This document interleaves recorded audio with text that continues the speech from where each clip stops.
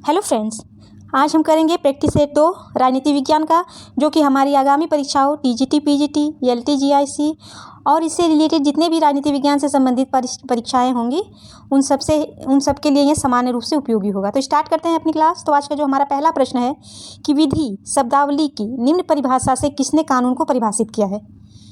विधि शब्दावली की निम्न परिभाषा से किसने कानून को परिभाषित किया है कि कानून संप्रभु की इच्छा का आदेश के समान अभिव्यक्तिकरण है, जिसके राजनीतिक समाज के सदस्य उसका स्वाभाविक अनुपालन करते हैं। तो यह कथन है बेंथम का। बेंथम कहते हैं कि कानून संप्रभु की इच्छा का आदेश के समान अभिव्यक्तिकरण है, जिसके राजनीतिक समाज के सदस्य उसका स्वाभाविक अनुपालन करते हैं। तो ऑप्शन बी हमारा सही होगा, बेंथम। अगला प्रश्न है ई गवर्नेंस का अर्थ है। तो ई गवर्नेंस का अर्थ या इनकी विशेषताएं क्या है। तो सरकार किसी भी समय कहीं भी इलेक्ट्रॉनिक के माध्यमों से सेवाओं और सूचनाओं का वितरण हो जाता है, कागज रहित कार्यालय का प्रयोग होता है, पारदर्शिता तथा पारदर्शी सरकारी कार्य। तो ये चारों जो है ये ई गवर्नेंस की विशेषताएं हैं। तो हमारा ऑप्शन सही होगा, ऑप्शन डी। ये सभी ई गवर्नेंस का अर्थ है। अगला प्रश्न हमारा है कि निम्नलिखित में से कौन राजनीति विज्ञान को विज्ञान नहीं मानता। तो राजनीति विज्ञान को विज्ञान नहीं मानते हैं F.W. मैटलैंड। ऑप्शन डी हमारा सही होगा, मैटलैंड राजनीति विज्ञान को विज्ञान नहीं मानते। मूल्यों का आधिकारिक बंटवारा किसी समाज की एक न्यूनतम पूर्व शर्त है। यह कथन किसका है। मूल्यों का आधिकारिक बंटवारा किसी समाज की एक न्यूनतम पूर्व शर्त है, यह कथन किसका है। तो यह कथन है डेविड ईस्टन का। ऑप्शन डी सही होगा, डेविड ईस्टन का कथन है कि मूल्यों का आधिकारिक बंटवारा किसी समाज की एक न्यूनतम पूर्व शर्त है। अगला प्रश्न है कि अंतर्राष्ट्रीय राजनीति में हॉटलाइन का तात्पर्य है। तो जो अंतर्राष्ट्रीय राजनीति में हॉटलाइन है, इसका तात्पर्य है कि सीधे संचार संपर्क सूत्र यानी DCL के द्वारा प्रतिकृति हस्तांतरण क्षमता, DCL के माध्यम से ग्राफिक सामग्री भेजना, राष्ट्रों सरकारों के प्रमुखों के मध्य सीधा संचार संवाद करना। तो ये तीनों ही हॉटलाइन की विशेषताएं हैं, अंतर्राष्ट्रीय में हॉटलाइन की विशेषताएं हैं। ऑप्शन डी हमारा सही होगा, उपरोक्त सभी। अगला प्रश्न है कि प्रतिष्ठित यलदेवी ट्रेन सेवा को श्रीलंका में भारत की मदद से 24 साल बाद बहाल किया गया। किन दो महत्वपूर्ण क्षेत्रों में इसे बहाल कर दिया गया। 24 साल बाद किन दो महत्वपूर्ण क्षेत्रों में इसे बहाल कर दिया गया। तो जाफना और कोलंबो के मध्य। ऑप्शन डी हमारा सही होगा, जाफना और कोलंबो के मध्य। Option D. अगला प्रश्न है कि तीस्ता नदी जल विवाद किन देशों के बीच है। तीस्ता नदी जल विवाद है भारत और बांग्लादेश के मध्य। ऑप्शन बी हमारा सही होगा, भारत और बांग्लादेश के मध्य। निम्नलिखित में से कौन निश्चित भूभाग को एक राज्य का एक आवश्यक तत्व नहीं मानता। तो सीले, डिग्वी ये जो हैं ये राज्य को भूभाग को राज्य का आवश्यक तत्व नहीं मानते। अगला हमारा प्रश्न है कि रिपब्लिक किस प्रकार की शैली में लिखा गया ग्रंथ है। नाटकीय शैली, काव्यात्मक शैली, सामान्य गद्यात्मक शैली, इनमें से कोई नहीं। तो जो रिपब्लिक है यह संवाद शैली में लिखा हुआ ग्रंथ है। तो ऑप्शन डी हमारा सही होगा, इनमें से कोई नहीं। ऑप्शन डी सही होगा, इनमें से कोई नहीं। रिपब्लिक संवाद शैली में लिखा ग्रंथ है। अगला प्रश्न है कि कल्याणकारी राज्य का उद्देश्य है। कल्याणकारी राज्य का उद्देश्य है। तो देखिए, कल्याणकारी राज्य का उद्देश्य है आर्थिक सुरक्षा की व्यवस्था करना, सामाजिक सुरक्षा और राजनीतिक सुरक्षा। तो ये तीनों ही कार्य जो है, उद्देश्य जो है वह कल्याणकारी राज्य के है। तो हमारा ऑप्शन सही होगा, ऑप्शन डी, उपरोक्त सभी। निम्नलिखित विचारकों में से किसने सत्तावादी शासन को परिभाषित करने के लिए सुल्तानवाद शब्द गढ़ा। सत्तावादी शासन को परिभाषित करने के लिए किसके द्वारा सुल्तानवाद शब्द गढ़ा या किसने सुल्तानवाद शब्द गढ़ा। तो ये मैक्स वेबर। हमारा ऑप्शन सही होगा, ऑप्शन बी, मैक्स वेबर ने सुल्तानवाद शब्द गढ़ा था सत्तावादी शासन को परिभाषित करने के लिए। निम्न में से किसने नौकरशाही को अधिनायकवाद के एक नए रूप की तरह वर्णित किया है। नौकरशाही को अधिनायकवाद के एक नए रूप की तरह वर्णित किया है किसने। तो ऑप्शन डी हमारा होगा, हिवार्ट ने। हिवार्ट जो है, हिवार्ट भी कहीं कहीं लिखा रहता है, तो हिवार्ट जो है ये नौकरशाही को अधिनायकवाद के एक नए रूप में वर्णित करते हैं। ऑप्शन हमारा सही होगा, ऑप्शन डी। अगला प्रश्न है वर्ष 1977 में भारत सरकार ने निम्नलिखित में से किस कारण से अशोक मेहता समिति की नियुक्ति की थी। तो अशोक मेहता समिति की नियुक्ति की गई थी 1977 में। ये पंचायती राज संबंधित समिति है और इसकी नियुक्ति की गई थी पंचायती राज व्यवस्था को पुनर्जीवित और मजबूत करने के लिए। ऑप्शन ए हमारा सही होगा कि पंचायती राज व्यवस्था को पुनर्जीवित और मजबूत करने के लिए। अगला प्रश्न है बहुध्रुवीय व्यवस्था के सापेक्ष द्विध्रुवीय व्यवस्था की स्थिरता विषय केनेथ वाल्स के तर्क पर आधारित किसने अपना मत प्रस्तुत किया है? बहुध्रुवीय व्यवस्था के सापेक्ष द्विध्रुवीय व्यवस्था की स्थिरता विषय केनेथ वाल्स के तर्क पर आधारित किसने अपना मत प्रस्तुत किया है? तो वह है जॉन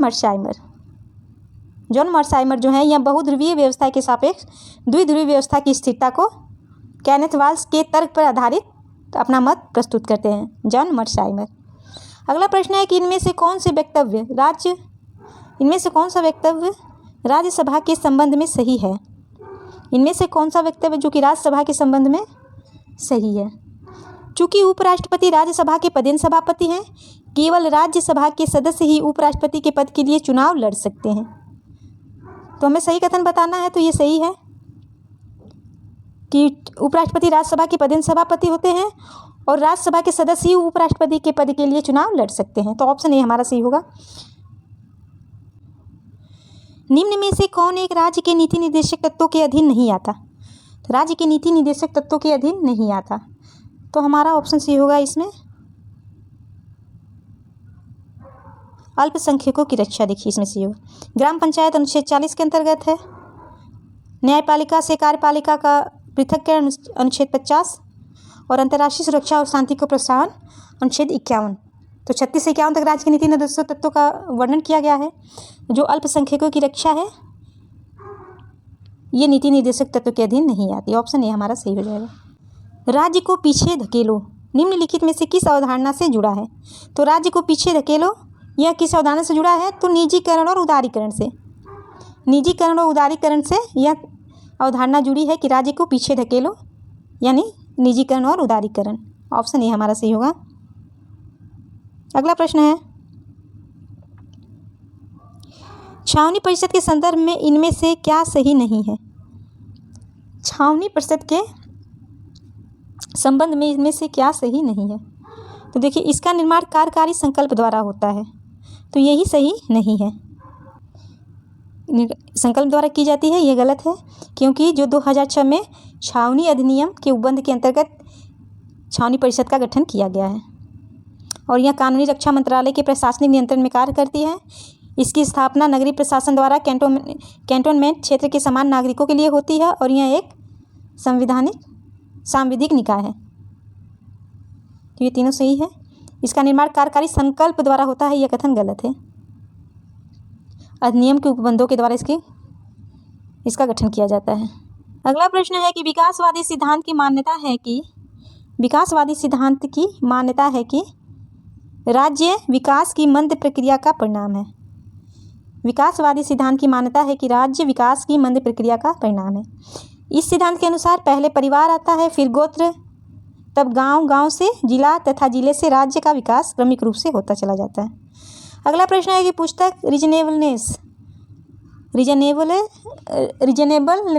ऑफ क्रिश्चियनिटी में प्रकाशित हुई थी किस सन में? तो यह रीजनेबलनेस ऑफ क्रिश्चियनिटी जो पुस्तक है यह प्रकाशित होती है 1695 ईस्वी में। 1695 ईस्वी में ये पुस्तक किसकी है? तो ये पुस्तक है जॉन लॉक की, द रीजनेबलनेस ऑफ क्रिश्चियनिटी 1695 में प्रकाशित होती है। जॉन लॉक की यह पुस्तक है। अगला प्रश्न है कि किस आधार पर भारतीय संघीय व्यवस्था अमेरिकी संघीय व्यवस्था के सदृश है, यानी समान है? तो देखिए केंद्र और राज्यों के मध्य शक्तियों के वितरण की पद्धति से तो नहीं, इसमें राज्यों को अधिक शक्ति दी गई है केंद्र के हिसाब से अमेरिका में, और भारत में केंद्र में शक्ति ज़्यादा है। नए राज्यों के निर्माण की प्रक्रिया ये भी नहीं है। समानता इसमें सदृश समानता न्यायपालिका की स्थिति, तो ऑप्शन सी हमारा सही होगा कि न्यायपालिका की स्थिति भारतीय और अमेरिकी संविधान में सदृश है। न्यायपालिका की स्थिति के आधार पर भारतीय संघीय व्यवस्था अमेरिकी संघीय व्यवस्था के सदृश है, क्योंकि अमेरिका एवं भारत में संविधान के निर्वाचन यानी व्याख्या के लिए एक स्वतंत्र न्यायपालिका पाई जाती है, जिससे न्यायिक पुनरावलोकन की शक्ति भी प्राप्त होती है। भारत के संविधान में अमेरिका के संविधान से ली गई विशेषताएं इस प्रकार देखिए है। भारत में जिस संविधान की प्रस्तावना अमेरिका से लिया गया है, अध्यक्ष और उपाध्यक्ष के कार्य जो है वो भी अमेरिका के संविधान से प्रभावित है। मौलिक अधिकार अमेरिका से लिया गया है। सर्वोच्च न्यायालय और उच्च न्यायालय के न्यायाधीशों का निष्कासन की जो प्रक्रिया है ये भी सर्वोच्च न्यायालय अमेरिका से प्रभावित है। न्यायिक समीक्षा और न्यायपालिका की स्वतंत्रता, ये सभी जो है यह अमेरिका के संविधान से भारतीय संविधान संघीय व्यवस्था में, भारतीय संविधान में अपनाए गए हैं। अगला प्रश्न हमारा है, स्वतंत्रता की अवधारणा की विवेचना में निम्न में से कौन एक मनुष्य के कर्मों को दो समवर्गों में विभाजित करता है?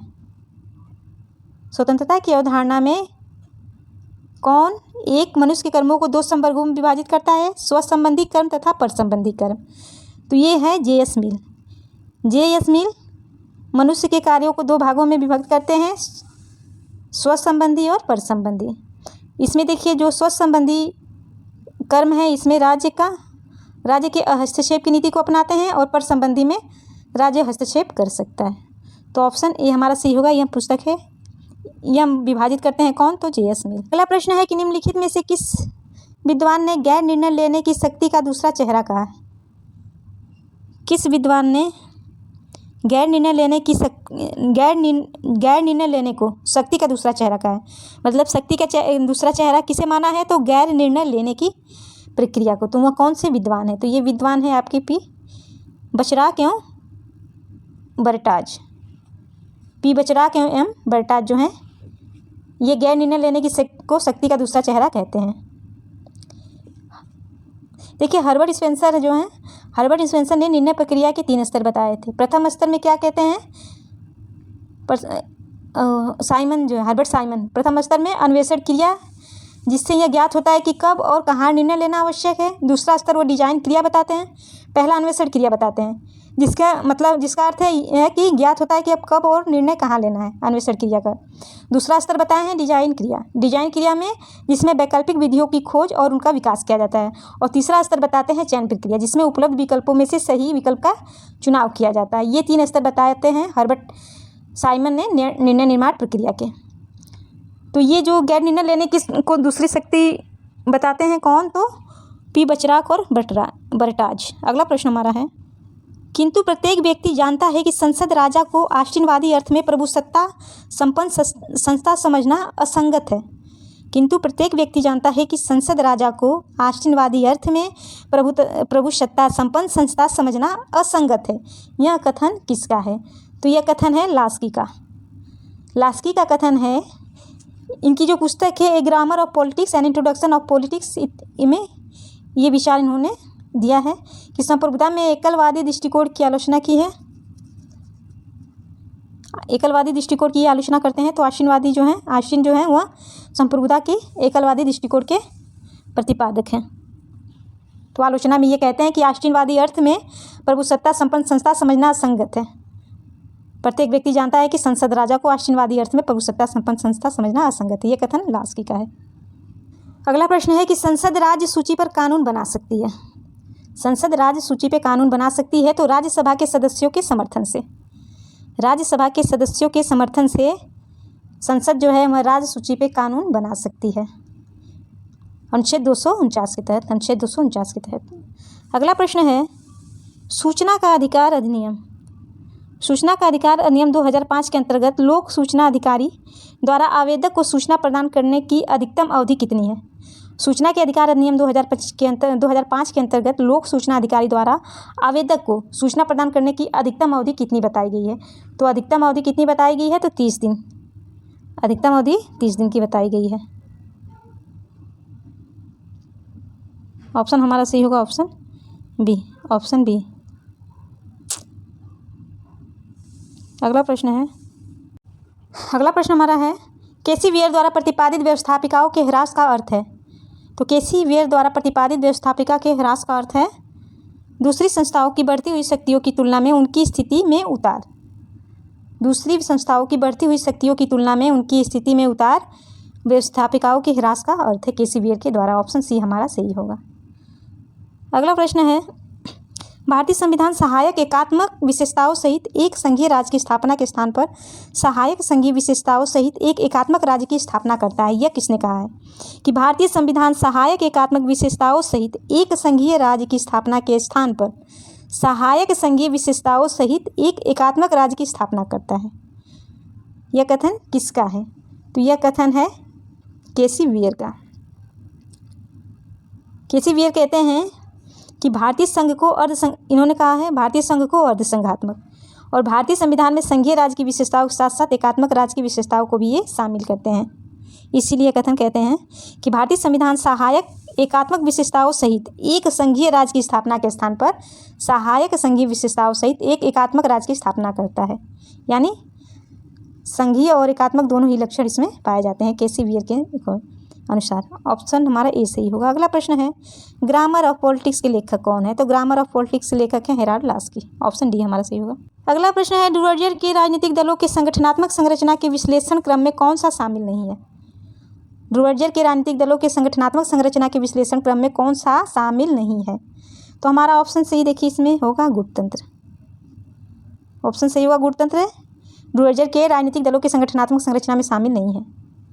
डुवर्जर ने अपनी पुस्तक पॉलिटिकल पार्टी, इनकी पुस्तक जो है पॉलिटिकल पार्टी में गुट बैठक, शाखा दल, नागरिक सेना और कोशिका दल जैसे संगठनात्मक रचनाओं का दलों के संगठनात्मक रचना प्रकारों का वर्णन करते हैं। गुट बैठक, कोशिका दल, नागरिक सेना,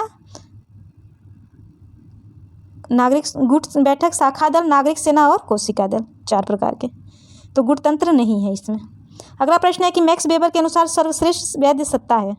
तो मैक्स वेबर के अनुसार सर्वश्रेष्ठ जो वैध सत्ता है वह है विधिक विवेकपूर्ण। Option C.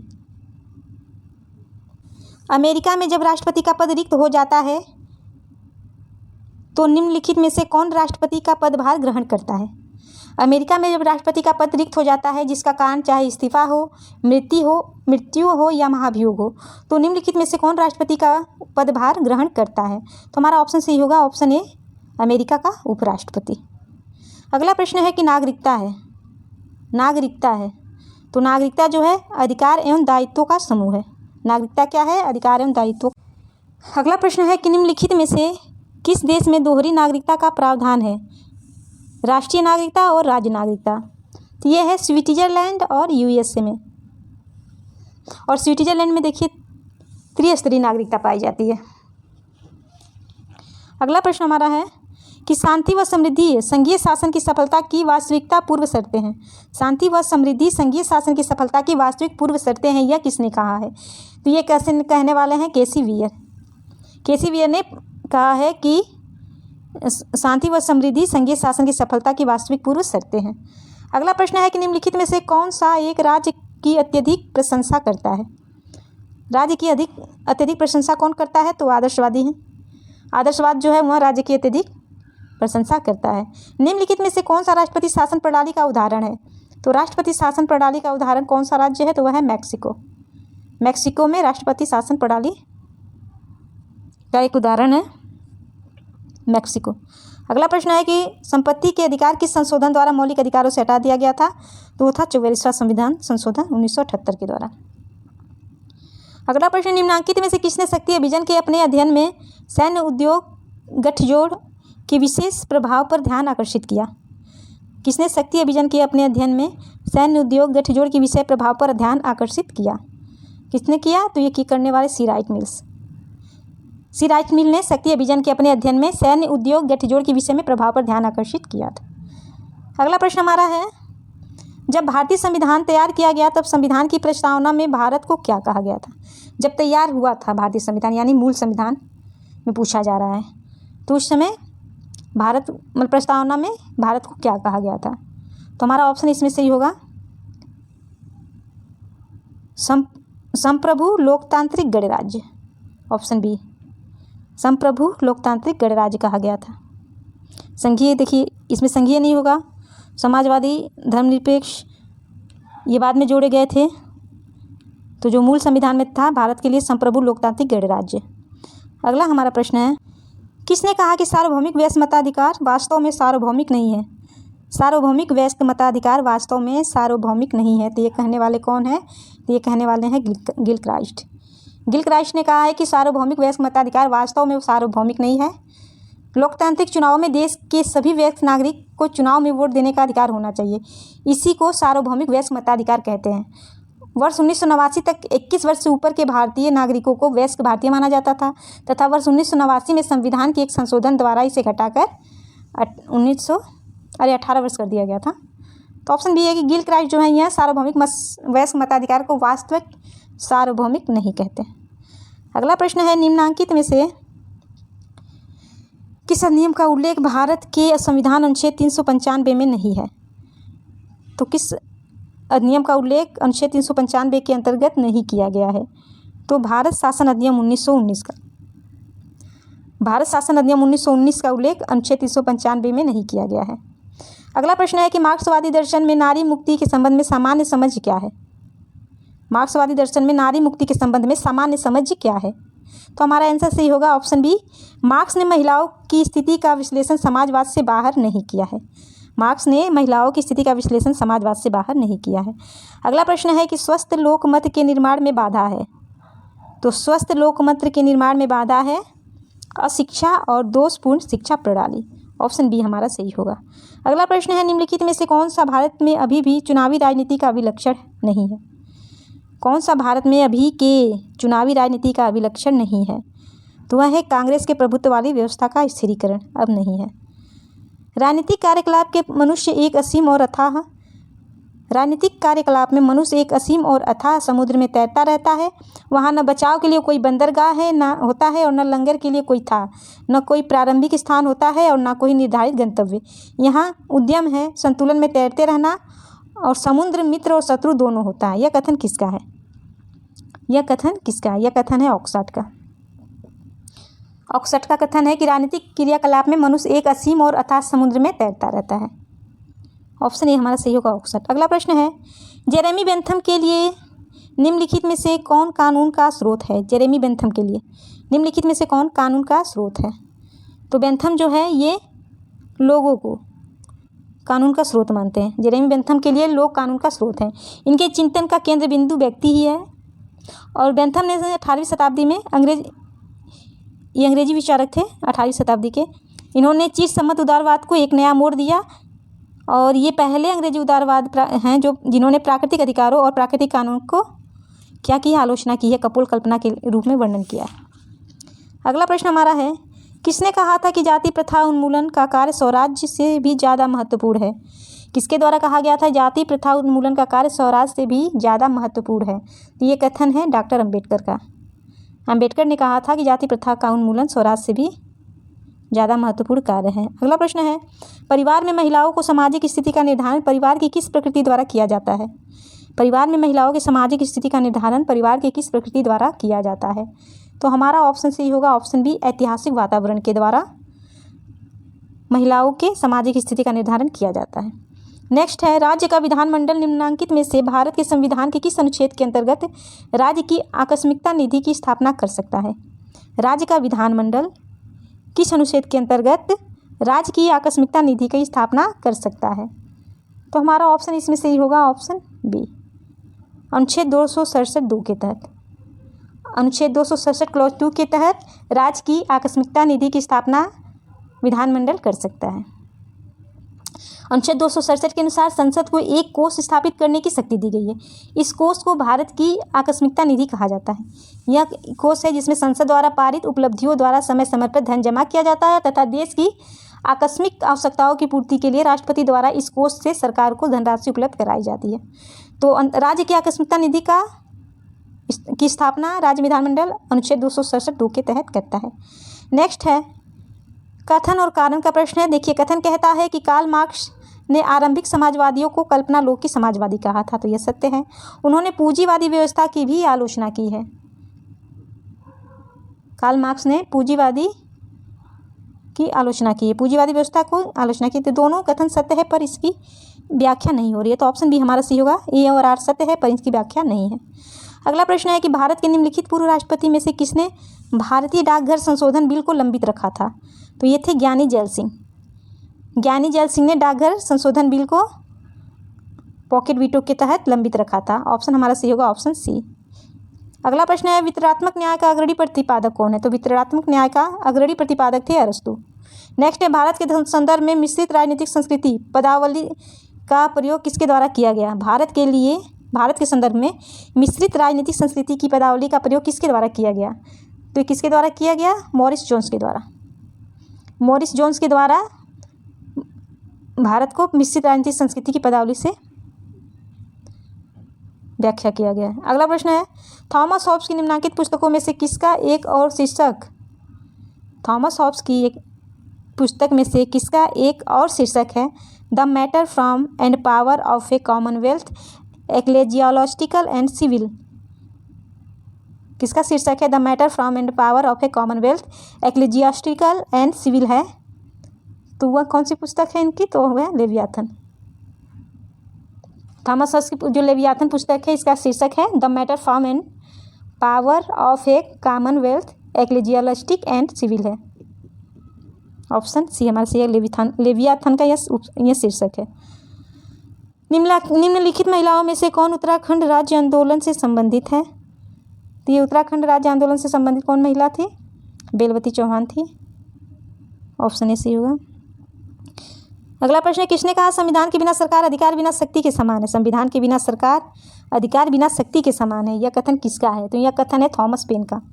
थॉमस पेन ने कहा है कि संविधान के बिना सरकार अधिकार बिना शक्ति के समान है। ऑप्शन सी हमारा सी होगा। अगला प्रश्न है कि निम्नलिखित में से स्वातंत्र्योत्तर भारत में कौन सा जनजातीय आंदोलन हुआ। स्वातंत्र्योत्तर भारत में कौन सा जनजातीय आंदोलन हुआ था, तो वह हुआ था आपका ऑप्शन बी बोडो आंदोलन। बोडो जनजातीय आंदोलन हुआ था।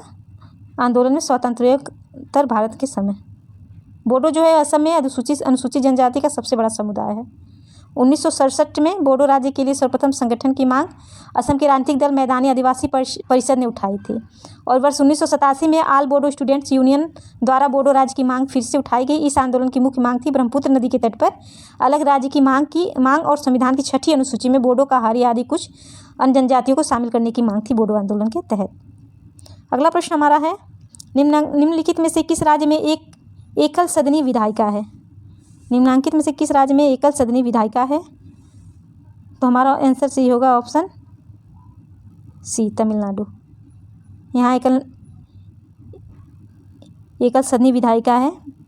देखिए कर्नाटक, आंध्र प्रदेश, तेलंगाना, महाराष्ट्र, उत्तर प्रदेश और बिहार में द्विसदनी विधायिका है, बाकी हर जगह एक सदनी विधायिका है हर राज्य में। तो तमिलनाडु में एक सदनी विधायिका है। अगला और आज की क्लास का लास्ट क्वेश्चन, तीस्ता नदी जल विवाद। तो तीस्ता नदी जल विवाद भारत और बांग्लादेश के मध्य है। सो फ्रेंड्स आज बस इतना ही, मिलते हैं नेक्स्ट वीडियो में। Thank you for watching.